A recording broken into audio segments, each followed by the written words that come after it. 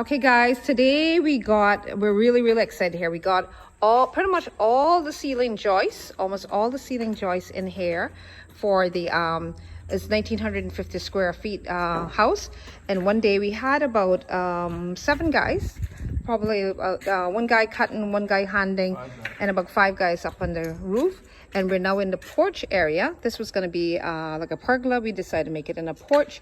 So again, we have all our 2x8s over here, ceiling joists, and then of course the parts that go closer to the beams and stuff. We finish off with 2x6s. Yeah. Okay.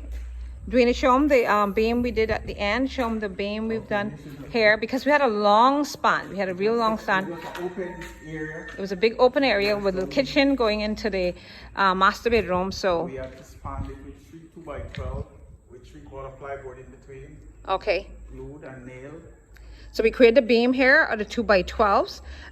They tripled it up and then put the ply in between. That's code for that span beam.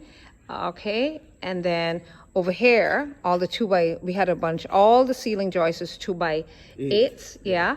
And then again, They're pretty all much rested on the wall. they're all, you see where they're nothing spliced in between in this space. All rested on the wall. All resting on the wall here for the support of where we had the joints, and of course there's your hurricane straps tying in everything. So these were pretty much 2x8 by 20s, right? Yeah. We cut them down to, what was that? Right, and that will give us whereby when we overlap here, we overlapped them, joined them, but sitting on the wall for support. Yeah, so we had a really productive day here. Almost all the ceiling joists are done in one day, so really happy about that. So tomorrow we'll show you then what else we're doing.